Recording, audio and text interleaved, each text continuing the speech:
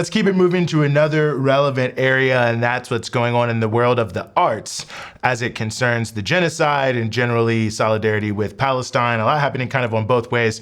A lot to talk about here. We are very, very honored to be joined by Jaylen Strong, an organizer with Artists Against Apartheid. Fantastic artist himself. Jaylen, thanks so much for being with us.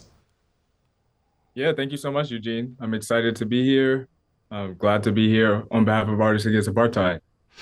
Well, it's an interesting moment, and I think Artists Against Apartheid, you all have been right in the center of it. You've recently put out letters in solidarity with Kehlani, letters in solidarity with Kneecap, and others who are being targeted for their advocacy for the Palestinian people. And I guess that alone seems like an interesting paradox. I'm hoping you could reflect on to start here. That on the one hand, the level of oppression against artists is like very serious. People are having events canceled and the whole nine. But on the same token, it actually seems like, and this maybe I'm wrong about this, but like starting with Coachella, like there's been like a new wave of artists like speaking out in significant ways in large numbers. Yeah, I mean, I think you're totally right, Eugene. There's definitely this resurgence within the movement for Palestine and also across the cultural spectrum and the cultural front of people really, really wanting to reintegrate themselves into the movement in whichever way possible uh, in their context. So when we talk about Kehlani, for example, we're looking at an artist who, at the start of the genocide, signed on to our Artists Against Apartheid network and our statement, standing against Israel, standing against the apartheid state, and standing against the genocide almost immediately, and thus becoming this sort of, mainstream pop artist beacon of support and solidarity that has largely been unheard of in the last few years as part of a grassroots movement. And I think that that's the work that we do for Artists Against Apartheid. We're an organization and a network of over 15,000 now artists all across the world globally who are taking up the charge to ask themselves and to commit themselves to the Palestinian cause, to the cause for liberation, and to say, what can I do? And to borrow even from like the words of June Jordan, who was starkly against the apartheid state in South Africa, people are largely asking, like, how can I wage my struggle in my context? What can I do with my art?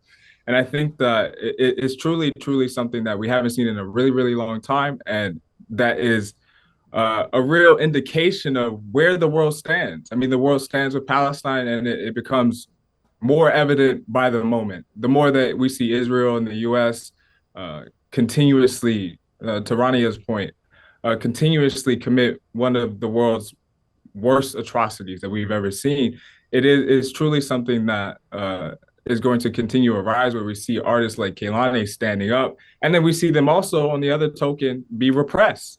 For example, like on college campuses, Kehlani had a concert that was censored, was canceled at Cornell University, another university where there were thousands of students who stood up for Palestine and thus received repression, received outright lies about them being anti-Semitic and so forth. And so we're really, really looking at this new point in history, this new point when it comes to artists and the cultural front in the struggle.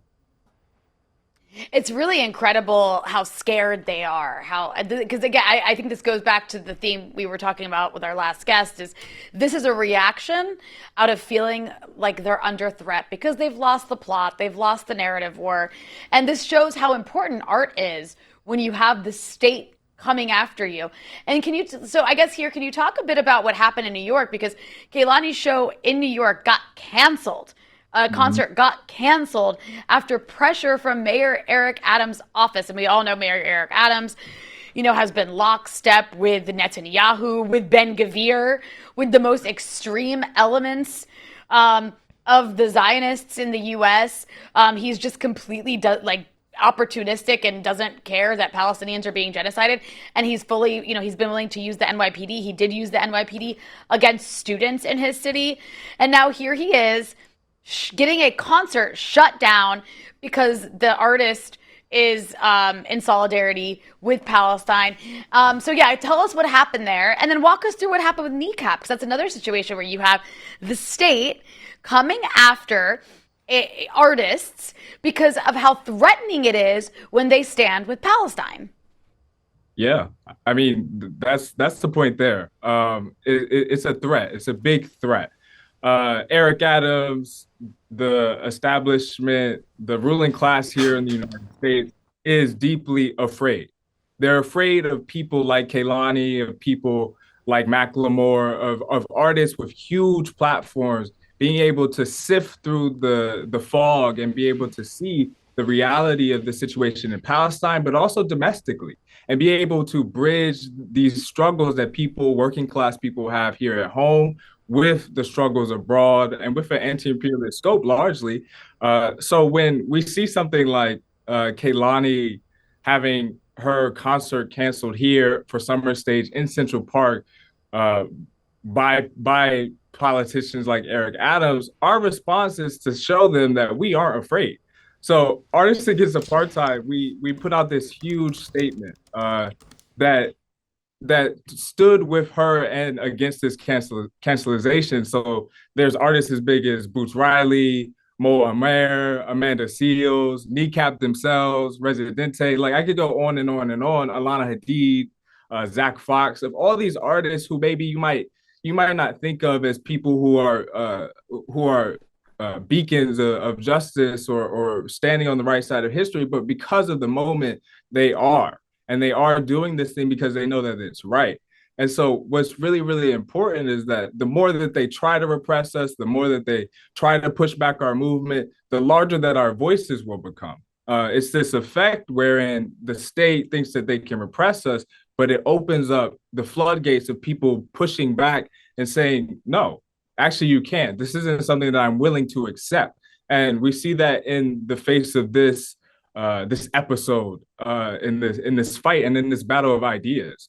We're winning. The Palestinian cause is winning, and they continuously want to push forth more and more violence, whether that's repression or cancellation, or whether that's the intensified action and bombardments in Gaza, right? So these things are things that we really, really are paying attention to. But it is our job to reaffirm this commitment and use our stages and our platforms, like Kehlani did, like all these other artists did, to really, really put forth the message that we will not back down and that this is our time. So when we see this, we have to really, really bolster it, and we have to stand by these people because we have to let them know that they're not alone, because they aren't. There's millions of people who are on the side of justice, who are on the side of solidarity, who want to push forth the dial for Palestinian liberation, and who really, really will not back down. And this is the time that we're in. So it's not only is it exciting, but it really shows what artists can do and what the cultural front means. They're afraid because the cultural front is what changes and shifts people's minds. It allows them to sift through things and really look directly at the truth through their passions, through the things that move them, and so forth. And there's no other beautiful thing than that sort of transmutation. This is the basis of peace and justice, and it really is our fight.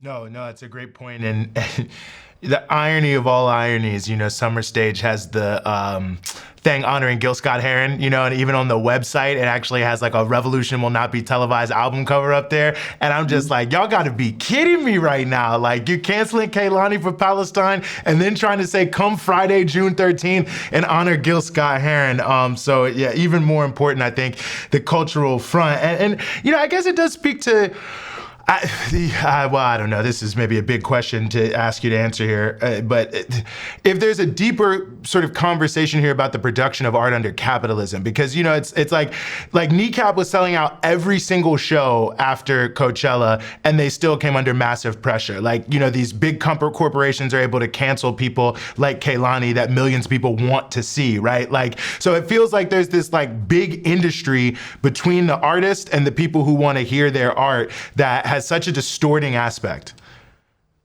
Yeah, I mean, truly, when we think about, again, to go back to Kneecap, right? This is the biggest stage in America for all intents and purposes. Coachella is one of the most attended festivals, one of the most watched musical performances, cultural events in the world, frankly.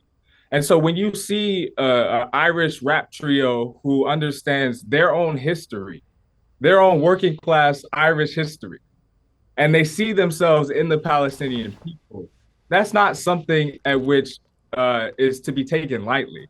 So the people who go to these shows, who resonate with the music, who say as they receive this call to action from the artists, who say, "I do stand with Palestine," it is no small act. It transforms what is possible, and it really pushes forth the aspect of how people receive art.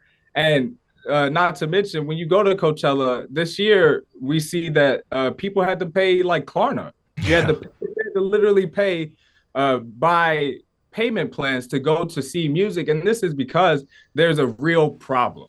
There's a real problem under capitalism of how we enjoy culture and art and what have you, because it is all about assuming a dollar point for a certain elite class. And so when we're talking about Palestine, where we're talking about our role as artists against apartheid, we're also acutely aware that this is also a class issue. This is also an anti-imperialist issue. This is also the issue that bridges us to be able to enjoy the art and create the art that speaks for us, that speaks to our people, that speaks to our conditions, etc.